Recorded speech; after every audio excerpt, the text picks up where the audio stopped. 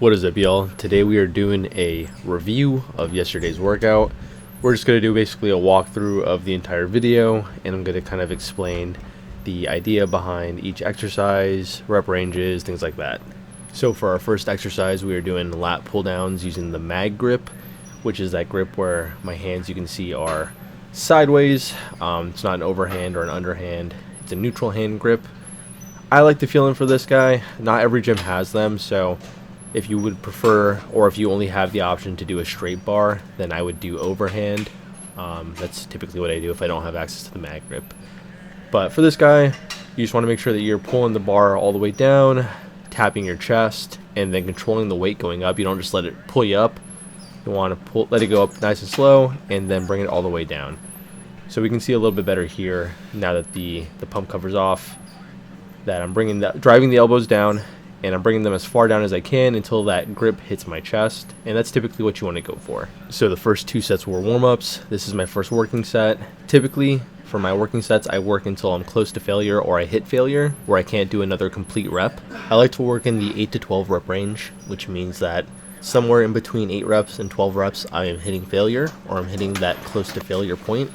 You don't have to do the exact thing like I do. You can do a different rep range if you want to, but I feel like this rep range gives you a good amount of reps, but you're not sitting there forever. So it's moderately challenging weight, and that way you can get a few good reps in, and then somewhere between 8 and 12, you're hitting that failure point.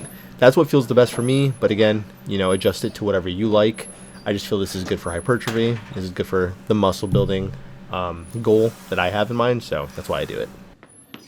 So the next movement is bent over barbell rows. Now, normally I would do it with the barbell, but this is actually a Smith machine, sorry. So bent over Smith machine rows. I don't really like this movement as much as I like the bent over barbell rows. I don't like the bar path on this one. It's on a track, as you can see here, which means that every single time you pull up the bar, it's going to be exactly the same, which is nice, but it also doesn't give you any freedom in your form. So if your setup is slightly off, it's just not going to feel comfortable. You can see I adjust a few times here trying to get used to it. But regardless of that, even though I would recommend doing the barbell bent over row, either way, the same rules apply for this guy. You want to have a slight bend in the knees, stick your butt back, and then bend at the hips. That way your upper body is basically parallel with the ground there. You want to just bend over that barbell, and then you want to pull the bar into your waist there, like I'm doing there. And you don't want to bring your upper chest up too much. You can see I'm moving it a little bit here, but most of the movement is coming from the arms. And you just want to think of it as you're pulling your elbows as high as you can, and you're pulling that bar into your waistline. That's how I like to think of it. If you want another cue, you can try to be squeezing your elbows behind your back at the top of the range. That helps me sometimes as well. So since I wasn't really feeling that bent over row, I switched over to a seated row. This rowing movement is very similar. It's just that you're sitting up instead of being bent over the bar, but the main idea is still driving those elbows back and bringing that bar, or in this case, the handles, up to your chest. Same idea. I just like to think of my hands as hooks, and I want to be driving through my elbows. So just imagine you're pulling your elbows back, and that's the main goal on this guy. Since I was already warmed up, I only did 2 working sets. So that one was the first, and then this is the second. And that's typically how I do my workouts. I will warm up my body by whatever the first movement is for a muscle group. I'll do a few warm-up sets, and then I'll get into the working sets. But if I've already warmed those muscles up, then I'll just hit 2 to 3 working sets of that muscle group for the next workout. So like we said for this one, since it's already warmed up, we're just doing 2 sets to failure, and that's about it. The next movement is going to be a dumbbell shoulder press targeting the front delts. There are 3 different parts of your shoulders. That is the front, the side, and the rear. The overhead pressing movements like this will hit the front, and then we'll do the side delt next, and then the rear delt afterwards. For this guy, same idea. Bring the dumbbell all the way down. I like to slowly tap my shoulders and then explode up.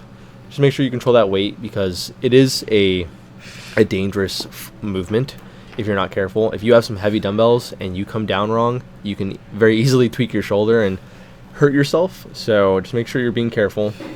I do like to puff my chest up a little bit and kind of have an arch in my back and drive with my feet into the ground, so I have like a stable platform to be pushing the dumbbells off of.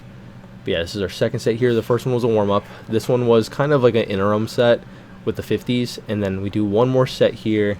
This is our top set. It's our working set, and I think we did, I don't know if these are 60s or 70s, but we went up from the last ones. And let's see what our rep range is here. That is 2.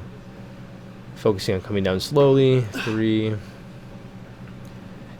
I think we said controlling it's very important. You don't want to come slamming down with those weights, because that's a lot of weight to be just catching with your shoulders at the bottom. You want to make sure you're controlling it the whole way.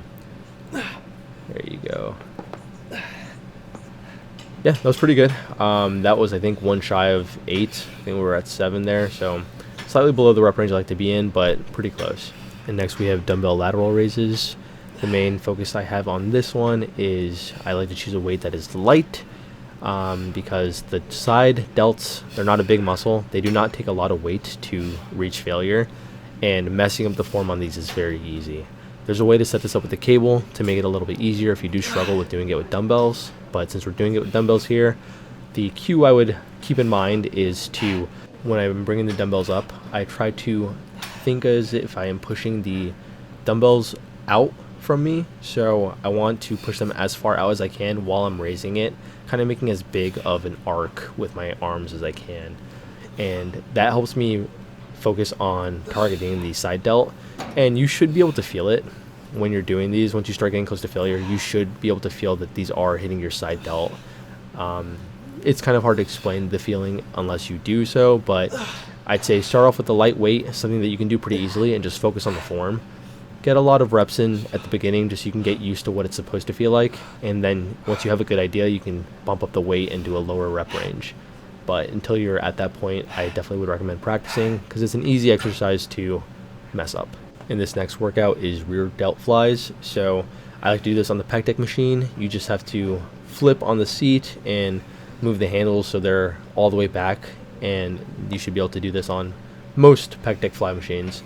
But this is hitting the third part of the delt, the third part of the muscle of the shoulder, that is the rear delt. And for these, same idea as the side delt actually. I push my hands as far forward as I can, and I try to keep my arms straight when I'm bringing them back, and that really helps me isolate the rear delt. I don't go super heavy on these either. I believe I was doing 70 for my first set here, and I did more than I thought I was going to, so I bumped it up to 85. I would recommend doing that in the opposite way. I would start with the heavier weight and then drop the weight down afterwards when you're more fatigued.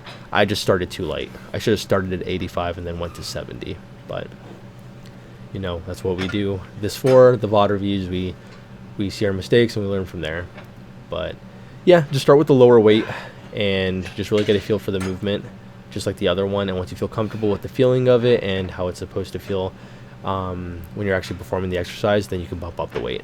I would recommend also making it so your arms are about chest level, so your seat, make sure you adjust it so that is the case. And at the end, we hit some core here. Here's a couple of different movements. This is not what I would recommend. From what I've been watching, people recommend doing weighted cable crunches and leg raises. The leg raise the leg raise platform was taken on this day, and then the cable crunches I'm still trying to get down, but I haven't put them into my program like permanently yet because I'm still practicing the form. Once I get better at them, I'll program them in. But yeah, this was just a quick little circuit to hit my abs, but there are better ways to do this. You should train them like they're any other muscle and go for progressive overload, where you're increasing the weight and increasing the reps over time, and that's the way you grow them. But yeah, that is the workout. If anything, I would say this gym is kind of limited on their available equipment. I would love to have a T-bar row. I would probably do that in place of the bent over barbell rows, but that is what we have available. I would also recommend doing more back exercises, maybe some rope, I think they're called lat pullovers. I'll do it next time and show you what that looks like. But there's a cable exercise you can do for your lats, which would also be nice for a back day. I feel like we just didn't hit enough here. Back focused exercises, we could have gone a little bit harder on that. The shoulders was fine. I like to do a movement for front, side, and rear, and that's what we did here. and we took all of those to failure, so that was good. But yeah, that is a breakdown of a quick back and shoulders day. There's definitely some more things you can add, but that is pretty solid, especially if you're starting out. You don't want to do a crazy amount of stuff. Focus on learning proper form and focus on pushing yourself, making it a little bit harder every single time you do it, and you'll see progress. But yeah, thanks for watching and listening to the review. Tomorrow is going to be a leg day. We ended up taking our rest day today, so I'll see y'all tomorrow. Thanks for watching.